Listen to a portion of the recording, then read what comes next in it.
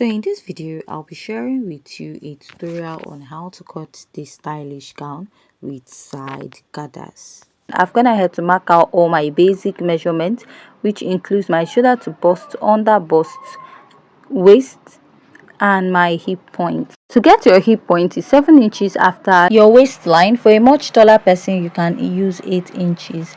So that is my gown length. So for the upper part of my pattern, I went ahead to mark my shoulder divided by 2, and from that point I came down by 1 inch, and after that I found my chest line. So if you've been watching some of my previous tutorial, you're going to know how to mark out your chest line and armhole curve. So next I'll go ahead to mark my nipple to nipple divided by 2.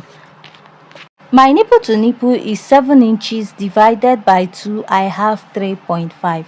So I'm going to mark this starting from my bust to my under bust to my waist and down to my hip point. After this, I'm going to go ahead and place my ruler, and I'm going to draw out a straight line on that part. After I'm done drawing out, I'll go ahead to mark a dart intake of 1 inch on both sides. After I'm done marking that, I'll go ahead to come down by 4 inches here, and I'll mark 1 inch on both sides of my under bust, and I will connect it to my waistline, and from the waistline I'll connect to that 4 inches. Place my curved rule, connect from my bust down to my under bust. After I'm done connecting, you want to decide where your dress will start. So I'm starting 1.5 inches after my chest line. I'll go ahead and mark my nipple to nipple divided by 2 again, place my ruler and connect. Now, instead of marking 1 inch on both sides of my pattern, I will be marking 0.75 so that I won't have much gaping at the center that has a curve. So I'll come down by 1.5 inches here, go in by half, and I'll connect. Now I'll draw out this line, and this dart intake I have here, I'll extend it out. So I will be blending it out much later, and after that I'll come out by half inch here. So after this, I'll go ahead and insert my measurement. I'll mark my bust circumference divided by 4, measure the dart intake, replace it, and add my sewing allowance. I will mark my under bust circumference divided by 4, which is 28 divided by 4. I have 7 inches. Measure the 2 inches dart intake I have there, replace, and I will be adding my sewing allowance of 1.5. My waist circumference is also 28 divided by 4. I have 7 inches, which I'll go ahead to mark. Measure my dart intake, and I will replace it and add my sewing allowance. After I'm done doing this, I'll be marking my hip measurements. I'll mark my hip circumference divided by 4, which is 40 divided by 4. I have 10, and add my sewing allowance of 1.5 inches. So this sewing allowance is not a standard, you can use more than that. So whatever you have on your hip, go ahead to take it down all the way to the lower part of your pattern. So after I'm done marking that, I'll go ahead and place my ruler, and I'll go ahead to connect my pattern all the way to the lower part this way. So after this, I'll go in with my marker, and I will outline my pattern very well so that it will be visible for you to see before we'll continue making other adjustments. So I connected the upper part to that half inch. I came in at the chest line. So this is what I have. Now to work on this part, I'll just go ahead to draw out like a teacup effect for the sleeve, because the sleeve is a teacup sleeve.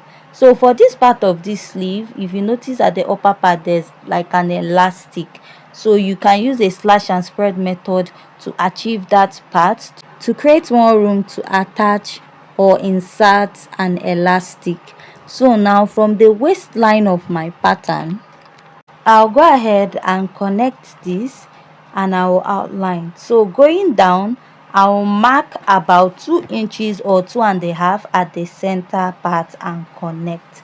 So after connecting this, the rest of this pattern, you can use a slash and spread method to achieve the gathered part of this dress. So I'll use my ruler and I will cut or mark this. So when I'll be cutting this is when I'm actually sewing the dress, but for now I'll just mark it and keep it aside because I'll be using it also to cut out the back pattern, because I want it to have the same effect both at the front and also at the back of the dress. So after now I'll just go ahead and cut this out. So if you have any question regarding this tutorial also, please you can go ahead to leave it at the comment section. So at this point, if you haven't yet subscribed, please hit on the subscribe button, give this video a thumbs up, leave your comments at the comment section. So this is what I have after I'm done cutting.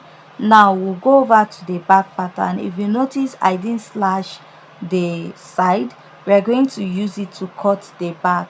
So I've gone ahead to cut out all the measurement just like we did for the front part, and now we are going to insert our measurement. The only difference is that I have a zipper for the back. So you also want to start by marking your nipple to nipple divided by 2. My nipple to nipple is 7 inches divided by 2. I have 3.5, which I went ahead to mark on the hip, waist and bust.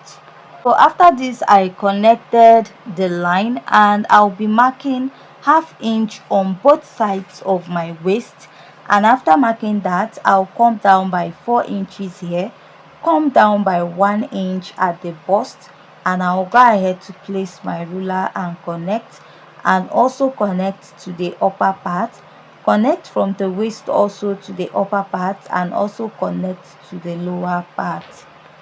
So now after I'm done outlining this part, we'll go ahead to insert my measurement.